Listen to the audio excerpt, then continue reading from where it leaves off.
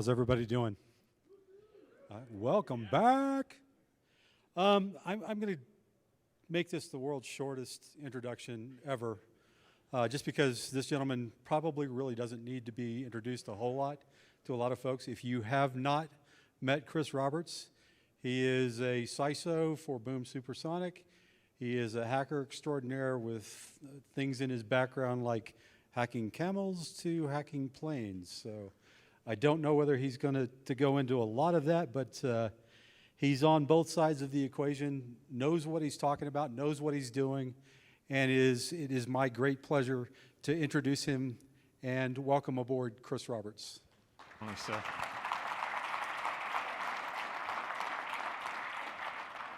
Much appreciated. I tend to leave the airplane stuff alone these days because I'm getting fed up of the FBI just come visiting the damn doorsteps. So we have a little bit of fun sometimes. All right, I got a clicker. All right, although I'm heading back out to the middle. Why? I got 70 minutes? This timer says 70. This is score. We're going to be having a lot of freaking Q&A. I think I'm talking for like 45 minutes or so. Anyway, yeah, I'm heading back over to the Middle East later on this year, and His Excellency was like, hey, you hacked my camels last year. What are you going to do this year? And I'm like, all right, challenge accepted. So who the hell knows? Anyway, so a rally cry from a CISO. As was pointed out, actually, we'll just go through this stuff. General agenda. There will be the intro slide notice for those of you who are like, who the hell is the large hairy thing? You don't get warm and fuzzies in this conversation. It ain't going to happen. We're going to have some blunt truths. Where are we? What do we need to do? And how do we do it? We're going to talk not about technology. So I sat in here earlier on of the post-lunch conversation, and it was a lot of tech discussion. That's going to change. We're going to talk about humans. We're going to have a conversation about the target audience, and this is a lot of it for the LogRhythm people, and also for those of you that are looking at this or having conversations about event log systems. I did a LinkedIn post, and we were actually talking to the fantastic folks here at LogRhythm about what do we want to talk about, and one of the things I want to talk about is like the questions we need to ask ourselves and we need to ask others. Typically, when we go into technology, we tend to go charging into it and we buy whatever the hell looks interesting. We don't necessarily always ask the right questions, neither do we hand those questions off to other people to ask as well. So we'll have a conversation about that. Then what do? Standing up here and lamenting and bitching and screaming about things is no good unless we go, how do we fix some of this? And then some final thoughts. So without further ado, as was pointed out, CISO of Boom Supersonic. For good or for bad, that means I actually get to fix airplanes from the inside as opposed to breaking them from the outside, for those of you who know the history. It means I get to do the physical security, I get to do the corporate security, and I get to do everything to do with the avionics side of the world. Up to and including I'm currently building an intelligence model for a self-healing plane, much to the chagrins of the FAA, who is very confused at this moment in time. I'm a geek and a researcher and a tinkerer, apparently. I managed to get that on the next line down. Well done, me. And I'm a father, typically of four-legged things and a two-legged thing, and I'm a hacker, which is a good thing.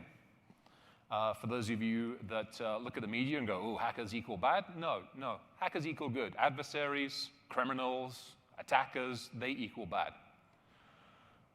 So let's have a bit of a reality check.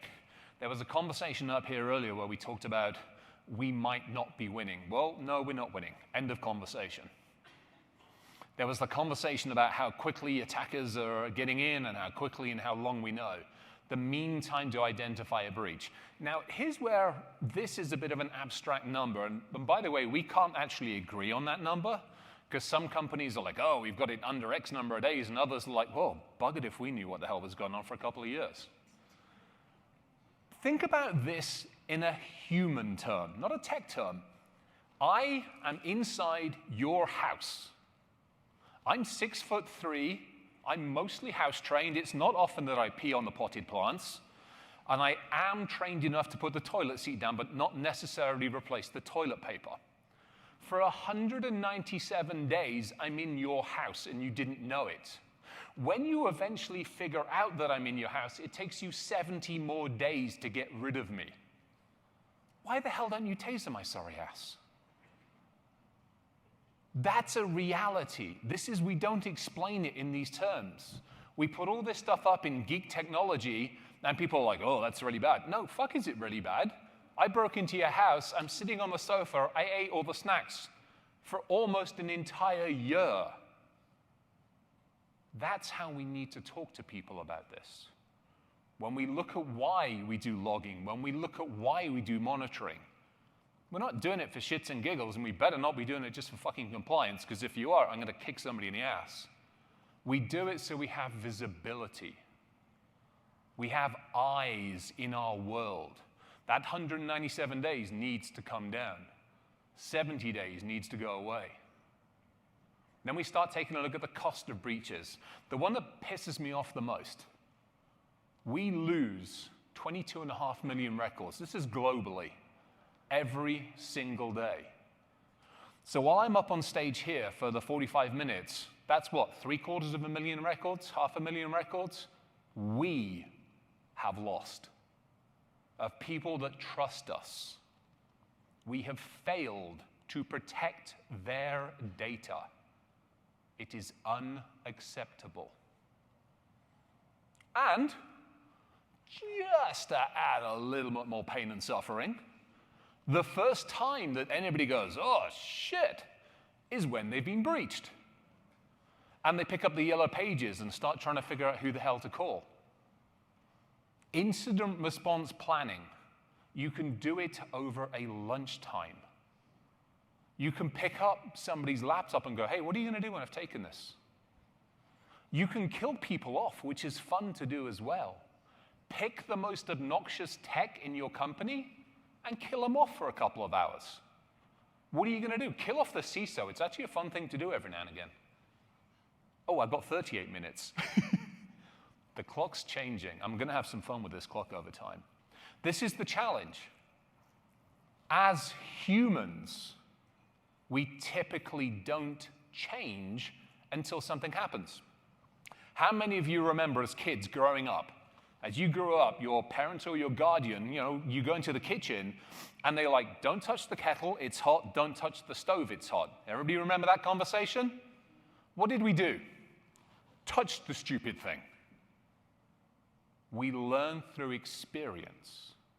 Unless we change our language, and I have a couple of slides on that later, unless we have a different conversation with those around us, with those that we're trying to sell to, educate, and work with, things won't change. And here's the rub of it. From our standpoint, woohoo, business is booming. People are spending billions in cybersecurity. Billions. Money is getting thrown at it. Not quite as much this year, because people are starting to ask awkward questions like, why aren't you winning? And not only that, cybercrime damages expect to hit 2025's anticipated numbers. And here's the rub. We still don't even know how freaking bad it is. We can't even agree on the number and how bad it actually is. We don't even have the ability to track how bad it is. We be screwed, and we don't know how screwed we are. We know we've got problems. We just can't quantify it. And then we start taking a look at how badly it's going to be. This is, again, 2025's anticipated numbers. Almost half of global organizations will go through a supply chain attack. So this isn't just us getting beaten up. How many of you remember the fact that society almost broke down 3 years ago over toilet paper? Seriously. And then what was it? How long ago was the Muppets over in Colonial? Was that a year and a half ago when people were putting petrol in plastic bags? That's easy stuff to do.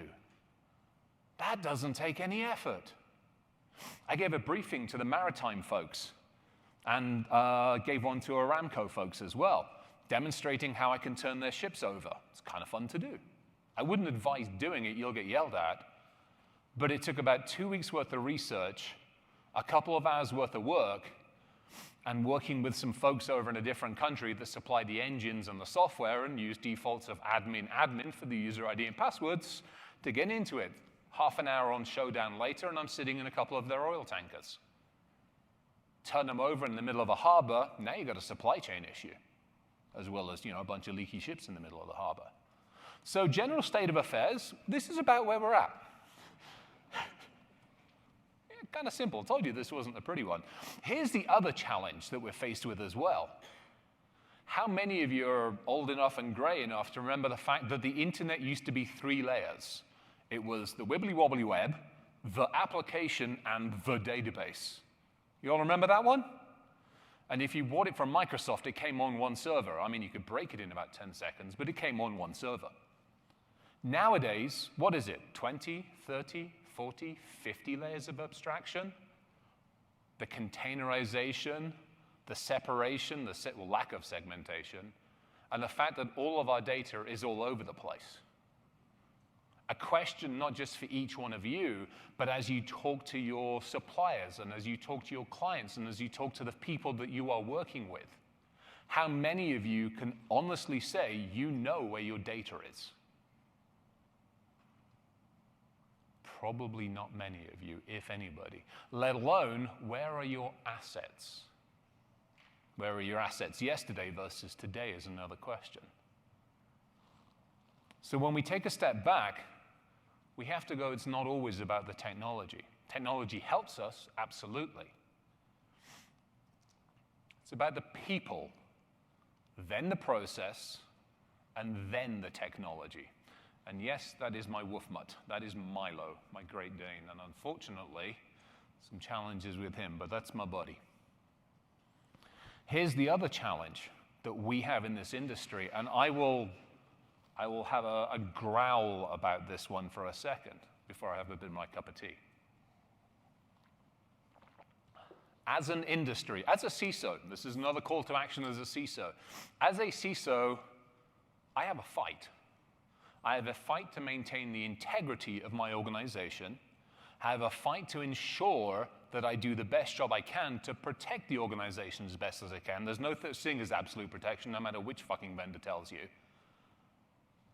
But I also, unfortunately, have a fight against most of the vendors. And that's where it sucks. That panel that was up here said, we're going to be better. Well, I challenge you. And I'll challenge you, because again, those of you that follow me on LinkedIn, tomorrow I'm going to put a post out about something that I had to deal with today. There was another company, very similar to LogRhythm, but it wasn't LogRhythm, otherwise I probably would have growled at somebody in their ear. But a similar company to LogRhythm that hit me up about a month ago. And they said, hey, we'd love to have a conversation about blah, blah, blah, blah, blah, blah, blah, blah. And I'm like, okay. You know, we were looking at logging and monitoring stuff, and we were looking at a few other things, and we've got an MSSP that does a nice job, but it's always useful to see what's out there. And I said, we'll have a conversation in 2024. And he's like, great, what are you thinking of? And I said, hey, this is what we're thinking of, but we'll talk in 2024. And he left me alone. One of my crew just hit me up today. He's like, hey, I got a call from this company saying that they're working with you, Chris. Do I need to have a conversation with them? I'm like, you asshole. You just did an end around. I told you to sod off for a couple of months, and you went to my team.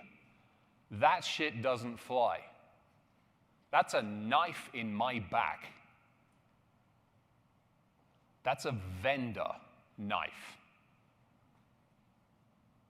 Sales and marketing telling us that they can protect us 100%. They can stop hackers. That shit doesn't fly. We all need to be a little more careful, shall we say, with the truth. For once, we need to underpromise and overdeliver, because we don't do that.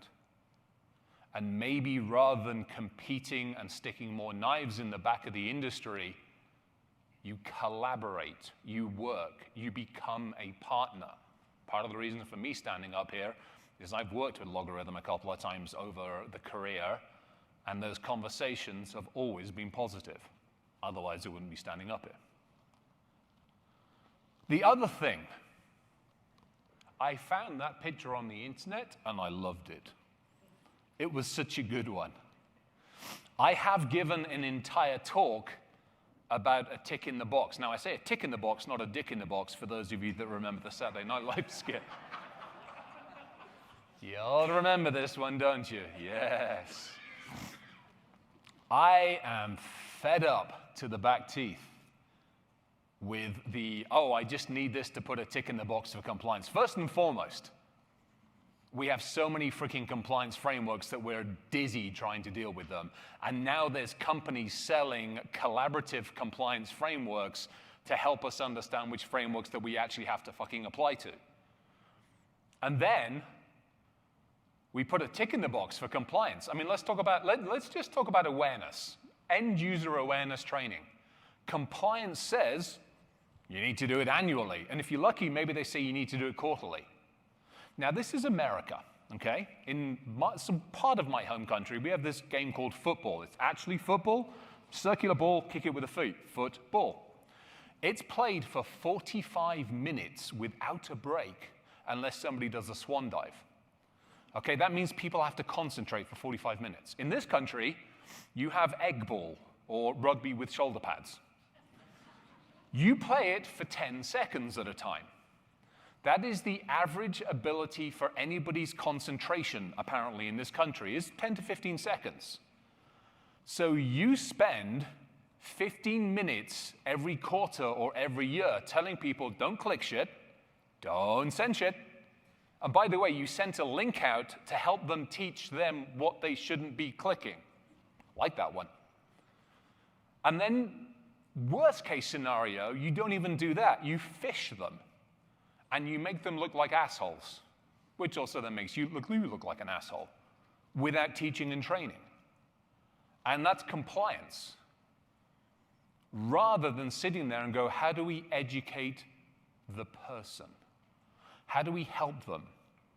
How do we help them help their kids, their grandkids? How do we help them help their parents and their grandparents?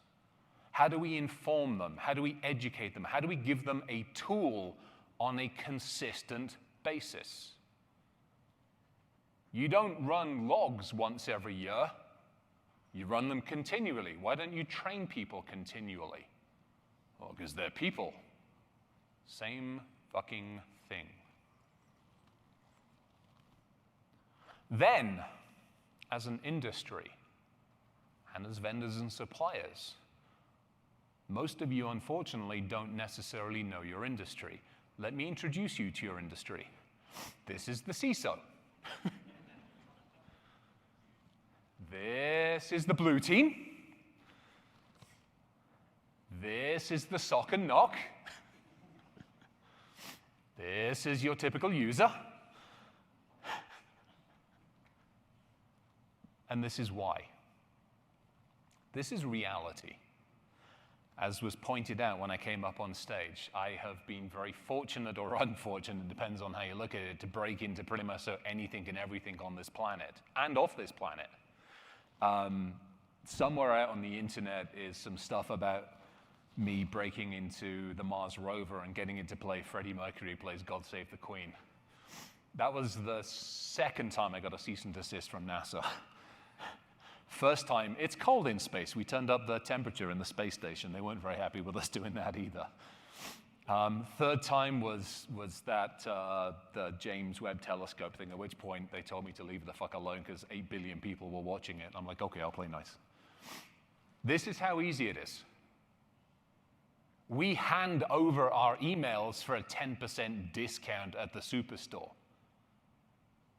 The phone numbers are everywhere, and if they're not, they're pretty easy to find.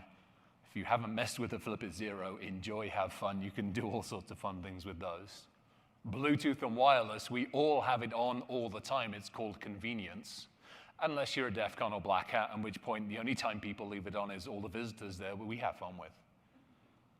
Passwords. Good God's alive.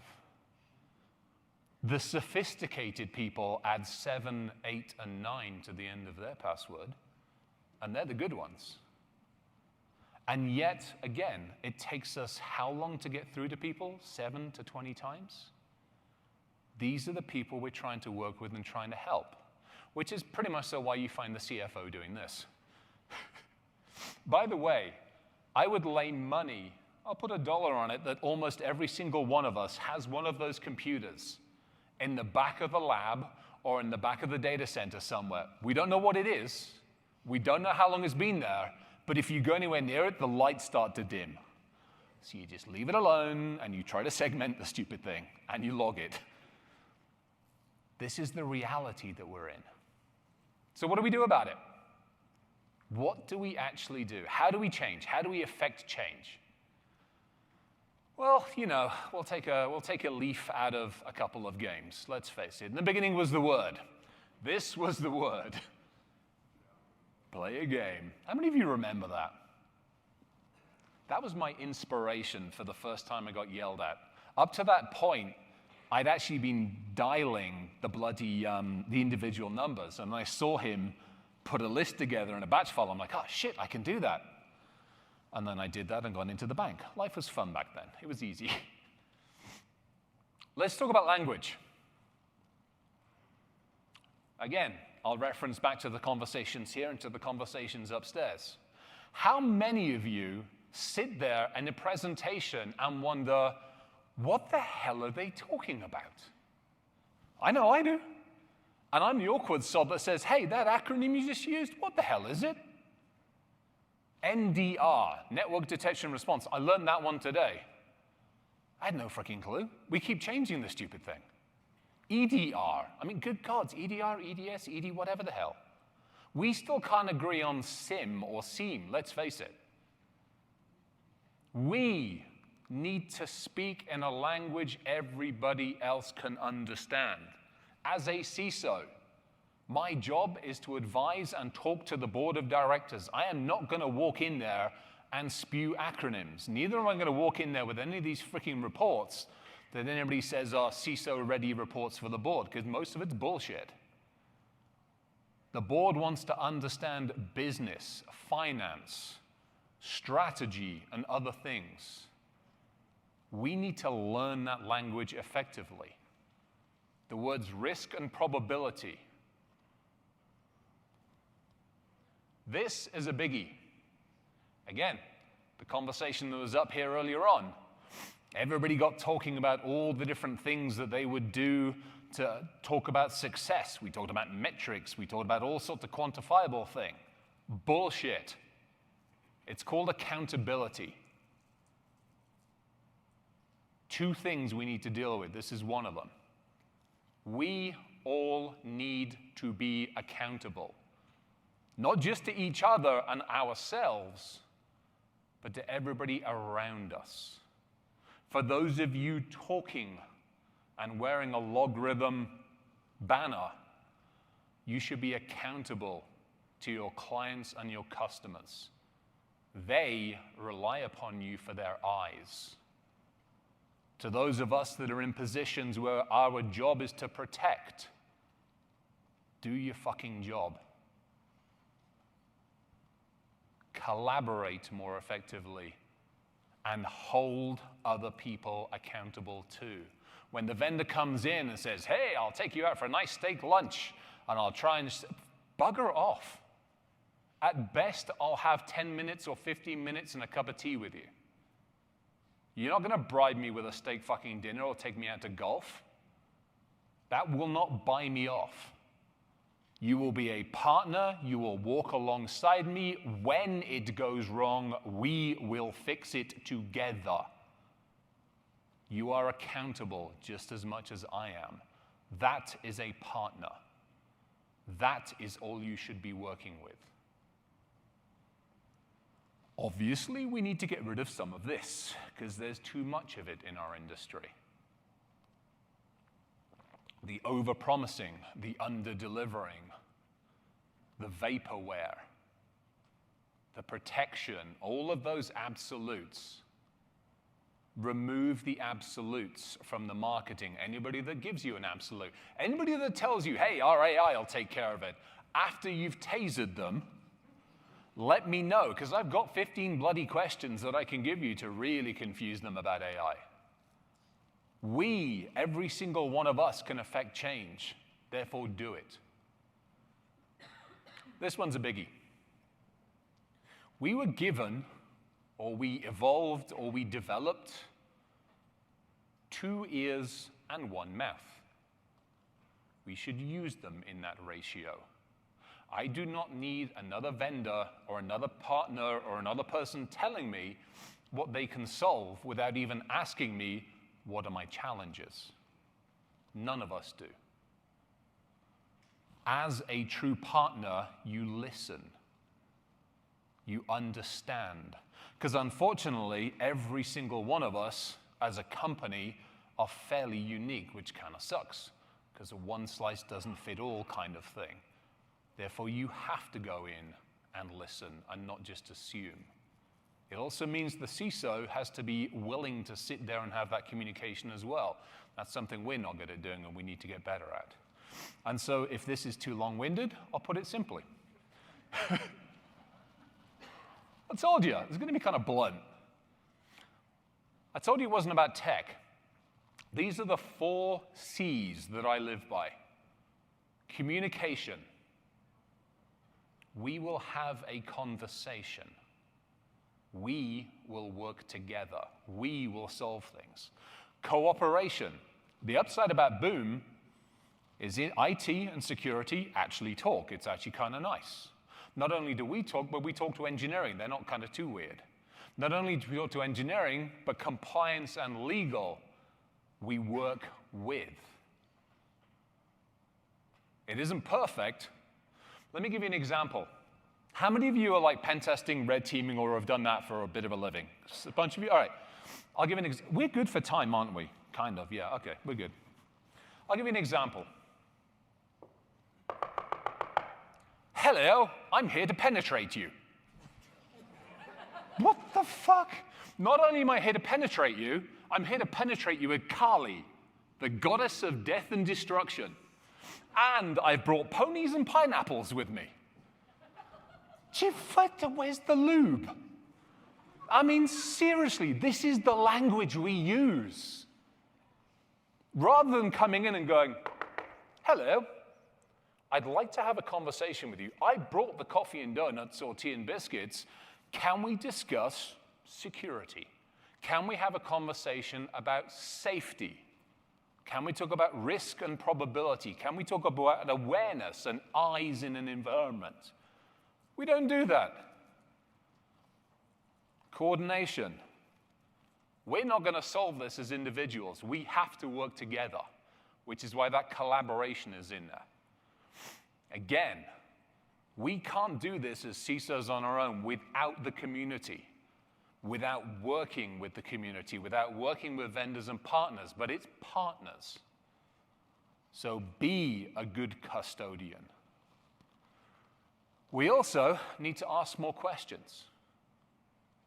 Unfortunately, again, I've seen too many CISOs blindly walk into something or, go by the labeled stuff because it's nobody. How many of you saw the Cisco vulnerabilities?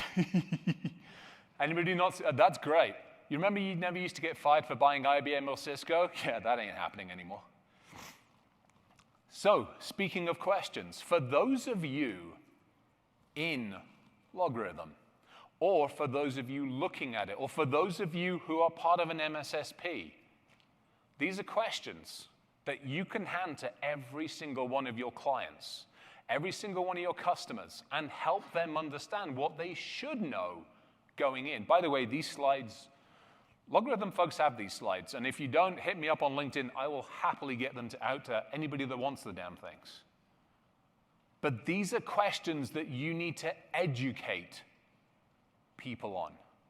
The techies, the teams, the analysts. Not only those are questions, here's more. This isn't that hard. I was very fortunate when the LogRhythm folks asked me to come up and talk. I'd done through some slides, and I think it was like middle of last week, we did a dry run, and I squirreled. I'm like, oh my God, we need to put questions in. They're like, when are you going to get the slides to us? I'm like, eventually. Last night, I think. Was it last night? I don't remember when it was. It was recently, let's put it that way. And I went through, and I went onto the internet, and I Googled around a whole bunch of places, and I found a whole bunch of questions. This isn't that hard to do. This is education. This is how we need to go to customers and clients in our industry and say, hey, as you evaluate technology, this is what you need to be thinking about. This is simple stuff. Help the industry understand. And probably the most important question of all, what are we actually trying to solve? Why are we doing this? For me, when I walked into Boom, my first question, anytime I walk into a company, either as a CISO, a vCISO, or as an advisor, the first question I ask any company is, how can I kill you? I might have a bit of a mean streak, but it's a useful question. The finance folks are like, oh, if we don't get funding, or if we don't have this, or the market goes, belly up, we're in problems. The research people are like, well, if we don't have A, B, and C, and if we can't work with NASA, we have problems. Manufacturing's like, well, a handful of sand and we'd be screwed. So you listen to all of these parts of the conversations. Then you take a step back, and now you know how to approach each individual. Then you take another step back and go, well, what am I actually trying to protect? Is it intellectual property? Is it assets? Is it systems? Where is my awareness? Which is why you look at something like a logging solution. I need to know what I have. Then I need to know what the hell to do about it, and who should be on it, who is on it, what it's doing, and all these other things that I should know. I need eyes in my environment. So these are conversations that we have with the business. These are conversations you can have with the very companies that you should be working with. How do you get to be proactive and maybe a little predictive on this side of the world? Help the business keep up, help the business go forward, help the folks understand manufacturing. How do we get better eyes on systems, productivity, and all those other wonderful things? This is simple stuff. This isn't rocket science, and it's got nothing to do really with tech. So, some final thoughts. For those of you who remember the late Sir Terry Pratchett, I always remember having these conversations with people who are like, oh yeah, we'll get round to it. He had a really good saying, the 1,000,000 to 1 chance crops up 9 times out of 10. The feds had another good way of saying it, and the NSA guys were, it is not a matter of if, it is a matter of when. Or simply the fact that companies don't necessarily know that they've had a breach, back to that 197 days. This isn't a matter of us sitting back and waiting. We don't have that luxury anymore. The reason we don't have this luxury anymore is, 5, 10, 15 years ago when we screwed up, we lost data. Sucks. For those of us that were part of the .mil and .gov world, our data and our fingerprints are out. Now, when you look at healthcare, when you look at all of the critical infrastructure, when you look at transportation, when you look at everything we're doing, and when I look at what I'm building out at Boom, I screw up, people die. That is a different level of conversation that we need to be taking on board. As you are building out the eyes in people's environments, this is no longer a case of making sure the computer works or doesn't work, or burps, squeaks, and farts in the right direction. It is the potential for life and death for individuals, and that will become more and more of a thing as the next couple of years evolve. We have to get better. Which means we do need to work together. For as much grief and hassle as I give on the supplier and vendor side, I want to see change. For as many CISOs that are out there that are taking the free lunch, there are a bunch of us who are trying to do things the right way. Pick your collaborators and your colleagues carefully. Work with those that want to see change. Effect change yourself. Tomorrow morning, every Wednesday morning, Danny Wolf and I go on a podcast and we break down the last week's worth of spam that hit my inbox. And then we give people the opportunity to be better. We explain how to approach it. We don't just put the problem up there. We say, hey, here's how to fix things. Each one of you needs to come to the table with the same way. We know everything can be broken. It's how do we fix it? LogRhythm's got a pretty nice way of looking at it, let's be honest. So how do you take that message out to people and have the conversation about eyes, about visibility? Get away from the tech, talk about the human aspect of it, because at the end of the day, it's what we're all about. We have one job.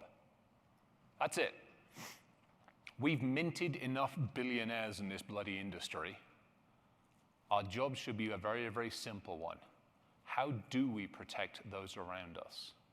How do we take care of friends and family? How do we give them the visibility? And how do we help? So, that is the end of the slide deck, and I finished in enough time. So, thank you very, very, very much, everybody. Have a good rest of the session, and for God's sakes, ask more bloody questions. Thank you.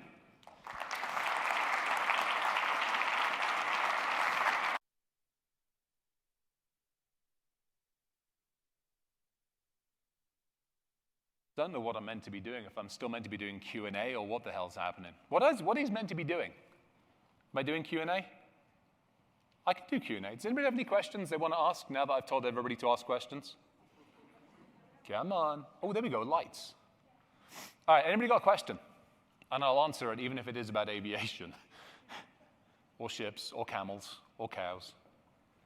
Come on, I just told everybody to ask another bloody question. Anybody got any question? Yes, go for it. Oh, camel hacking was fun.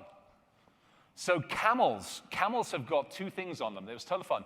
They actually have a microchip that's embedded. So I was out in Saudi, and I was having fun, because I figured if I'm going to get arrested, I might as well get arrested for something interesting. And I got asked by Black Hat to do something fun, so I did. So I hacked His Excellency's camels. These freaking camels are expensive. They're like $8 million camels. And they're beauty pageant camels. Beauty and camel don't necessarily go together, but in the Middle East, it is what it is.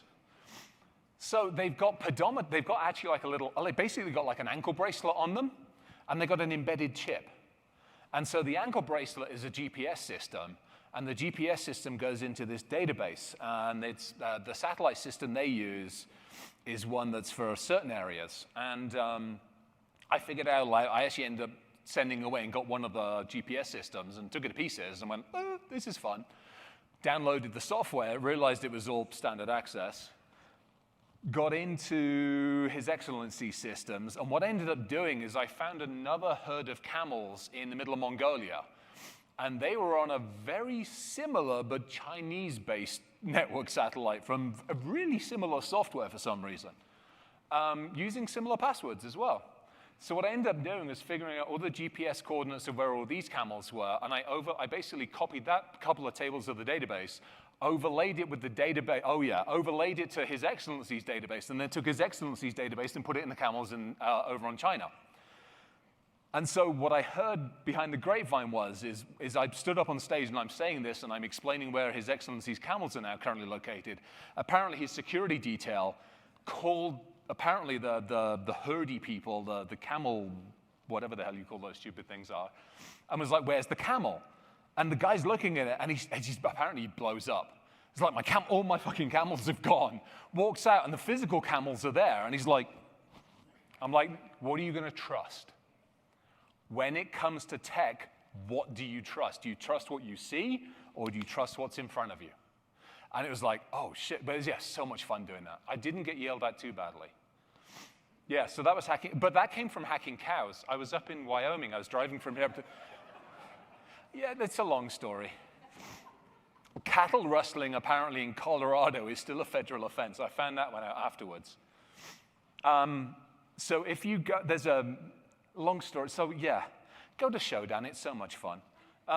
So camels in the US have the same thing. It's basically like a little bracelet that they wear. They put them out in the middle of these thousands of acres. And what the bracelet does, it's measuring movement. So is the cow healthy? Is it not healthy? It's measuring temperature. It's also measuring a whole bunch of other things. Sends all these details back to this damn database. User ID, admin, password. Still is. I told them about this several years ago. I'm still having fun with cows. And so, same thing. I'm like driving through Wyoming. The freaking sensor's going off. I normally drive with a war driving rig next to me. bloody thing's going off and there's nothing around. So I hop the fence and try to chase cows. Not a sensible thing to do. And it's got its ear tag, which is then talking to this tag, and then it sends all the data up. So again, same thing, ordered one on the internet and downloaded and took it to pieces. I'm like, wait, fun database to play with. What I ended up doing was I went out and I scanned for all these freaking databases, I think I ended up with 500,000 head of cows that I basically rewrote the GPS coordinates for, overwrote it every 15 minutes in the database, and sent them to a good friend's house in the middle of Arvada, Colorado. And then got yelled at by USDA for cattle rustling. Freaking hilarious. So yeah, that was hacking cows and camels. That was so much fun. Yeah, and then he wants me to do something better this year, and I'm like, kind of fucking clue. I'm gonna have fun. I'm gonna put the pride flag on the side of the freaking Burj Al Al or something like that. It has to happen. I mean, they have these digital signs over the roads, and I really want to do that just because. Yeah, go for it. Hey, Chris, just one quick question. Yeah. At Boom Supersonic, what's the thing that keeps you up at night when it comes to security? Well, first and foremost, nothing keeps me up at night. A gin and tonic at about 10 o'clock at night, and I'm in good shape. Or actually, what I tend to do at night is I do research. So I split my day up. So like, I wake up at about 7 or 8 in the morning. I don't take a first meeting till 10 o'clock because I want to figure out what the hell the day looks like. Finish at 6. At 6 o'clock, I do from 6 until about 10 o'clock at night. I'll go bike riding. I look after Milo. I cook for myself and all that stuff. At 10 at night, I typically go back and do research, or I'm on the phone with other parts of the world until about 2, 3 in the morning. So yeah, what keeps me up at night is research and breaking shit. From a Boom standpoint, we are, for good or for bad, in a relatively unique situation. We are in a fairly unique situation. When we talk about nation-state threat actors, I'm one of those Muppets that has to deal with that. There aren't too many companies that do. Unfortunately, this idiot's one that has to. We have a shit ton load of intellectual property, some really fucking cool stuff that we're developing on all sorts of things. And my job is simple: keep that protected as best as I can. Or, if it's on the move, know that it's on the move. So for me, it's been a lot of that has been, what do I have? Where is it? And then how do I make everybody aware of it? How do I empower the people? We have fun now. There is a CISO channel on Slack where people will now send me the text messages for the ones they receive. Like, yeah, it's the, hi, it's Blake, can you send me fucking 10 gift cards? They now send those to me because they know what I'm gonna do with that phone number. I get all the inbound scams. It's freaking hilarious because I might run a bit of a war driving attack against some of that stuff every now and again. I send it back about 20,000 messages, including some payload. God, I love canary tokens. Yeah, so I have fun with it. And so a lot of it comes down to awareness. It comes down to, what do I have, where is it, and what is it doing, and should it be doing that? And so I'm building the same thing with the plane that we're building. What I'm building is a set of narrow AI engines that will look at everything from the avionics surfaces, the system surfaces, the engines, the fader controllers, and actually atmospherics. Those narrow engines tell me, what is it doing? What did it do last trip? What is it doing? What should it do next trip? And is it within range? Those then feed to a general AI engine, which then puts it in basically a flight envelope. And then that flight envelope tells me, hey, it's doing what it should do, or it's not doing what it should do. And so I'm building that out so that I have awareness. Now, all of that data, guess what, goes into a logging system. So that, again, another reason for standing up here is it's all about the data. It's all about not just having the data, but it's being able to understand it and use it to make an informed decision. I come out of the Intel community. We take information, we turn it into intelligence, and then we do something with it. For those of you that came out, it was observe, orient, decide, and act. You look at any of these logging systems, doesn't matter whose it is, it's doing that for you. It gives you the ability to observe. It gives you the understanding as to what the hell you're looking at. It gives you a decision matrix most of the time, and then allows you to do something about it. It's as simple as that. It doesn't get any more complicated. So for me, a lot of it is really just, there are so many moving pieces. We're building a factory in North Carolina. I've got the experimental jet out in Mojave doing its fun things up and down the runway before it takes off. And then all the other stuff that goes with it. And a lot of it's just down to making sure that the right people in the right place are in front of the right computer at the right time. So, long-winded answer. You're welcome. Any other questions? How are we doing time-wise? We good, or should I bugger off? Any more questions? Go for it.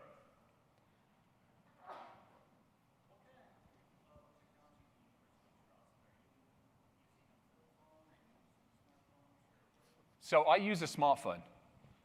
So for my normal life, I use Apple. So I mean, this was done on a Mac. I've got an iPad, which actually is my only bridge between my work life and my home life. And I use an iPhone. That's for my regular, normal life. And it's pretty well locked down, and it's got some stuff on it. When I'm doing research and shit, it's all Android, because I've got the ability to mess with it a lot more. And it's at the house, I've got Linux kernels running. I've got custom-built Linux stuff all over the place. I built, many years ago, I built an interesting platform that was somewhat based off of some of the Alien Vault stuff. Sorry, I'm using a dirty word, aren't I?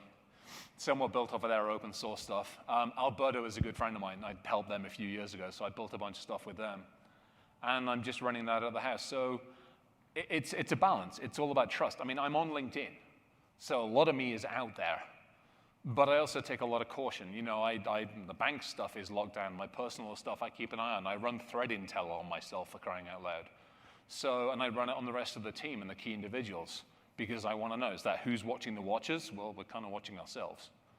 And so I do the best I can, but I also have backups. And I also make sure that my data is taken care of. And I've got things in place that if anything triggers, chances are I should know about it. But nothing's perfect, so we'll find out. Good question. I should shut up, shouldn't I? Yep, all right. Everybody, thank you very, very much. Hugely appreciate it.